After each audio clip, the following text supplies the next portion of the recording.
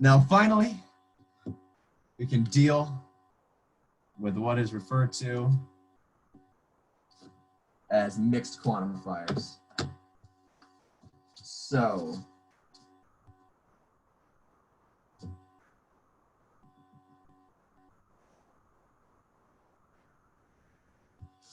we go. Mixed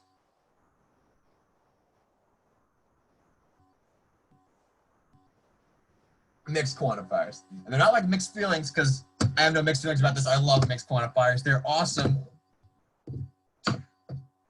Okay, happened twice. That means it's not a coincidence. So it's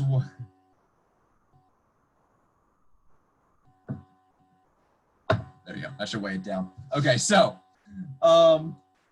we have mixed quantifiers, and these are things where they're not homogeneous. We don't have a there exists or for all, and they are exactly the last four items on this list here. Like here you have a there exists for all there exists, for all there exists for all, right? Mixed. And so these are the 3, 4, 5, and 6 options that we talked about before. So let's do some examples. So let's say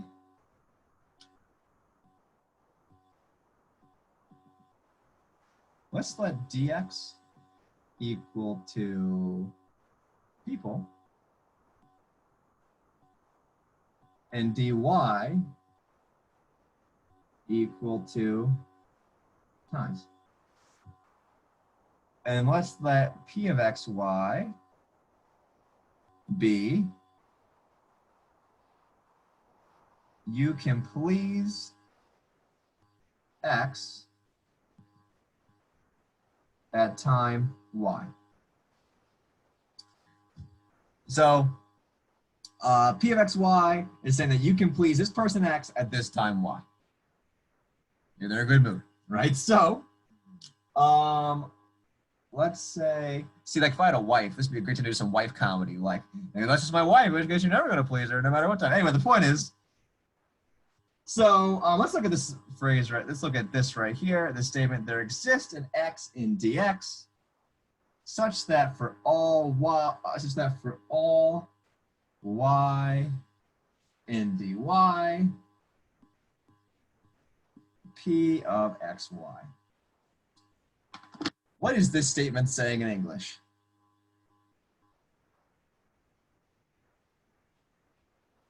There's someone you can always please. Someone you can always please, right? You can see someone all the time. You can please someone all the time. The way I'll write it is you can please some people, or at least one person, all the time. Let's look at a different one now. Now we're going to reverse it. Instead of doing there exists an x in dx and for all y in dy, let's reverse it.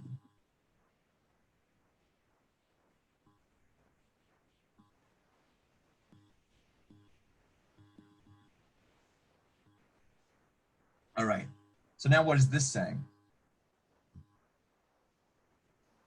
At any given time, there's someone you can please? Yes.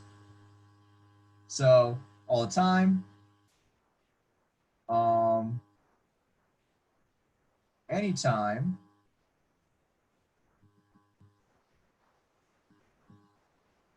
you can please some people or some person. Are these two saying the same thing? Not quite. No. Not quite exactly what I say on homework when the answer is no. I don't want to sound mean. Exactly. Not quite. Right? Because it all has to do with the order you pick things. So here, there exists an x and dx. So it's saying you can pick a specific x and dx. You can pick a specific person such that for any time you pick, you can please that person at that time.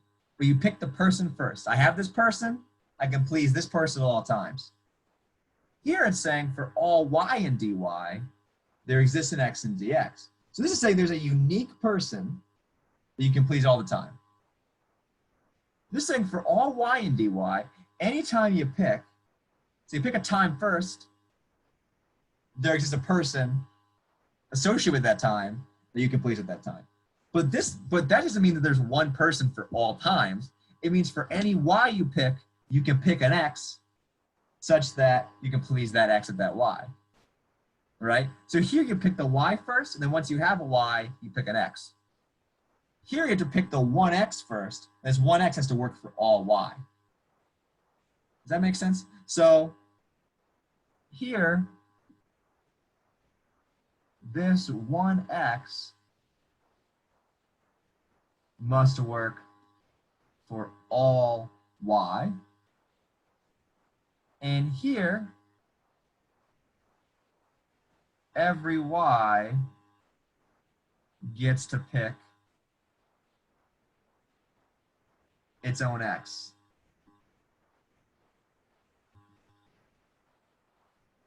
To make p of xy true. Does that make sense? That's the big difference. So already we can see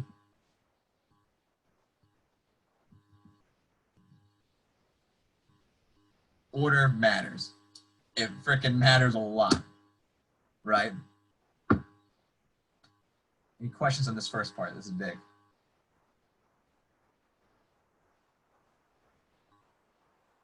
Cool beans then. So there's two more things we can write here, just using the setup we have. Because right now I've always attached that there exists to an x, and always attach it for all to a y in both these cases. What if I say for all x in dx, there exists a y in dy such that p of xy. What's that saying now?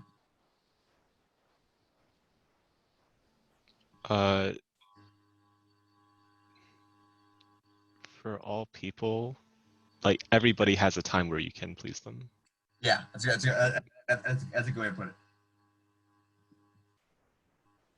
Everyone, maybe I'll say each person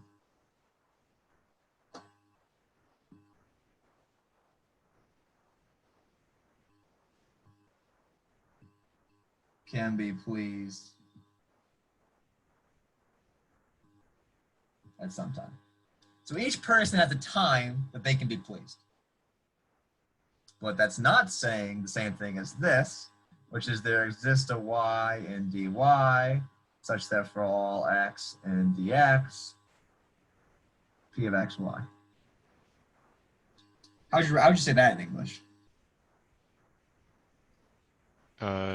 There's a special magical time where you can make everyone happy. Exactly. There's some special time, probably Halloween. I love Halloween. Who doesn't like Halloween? Such that therefore, so there's some special time, maybe it's discrete math time, such that everyone is pleased. And so these are saying very different things. This is saying each person has their own time where they can be pleased. You pick the person first, and once you pick the person, you can pick a time that makes them pleased, right? Here you pick the time first. You're saying there exists this one special time such that for all of these people, everyone's pleased. So once again, order very much matters. Make sense? And the point is, are any of these equivalent? Not necessarily. Yeah, none of these.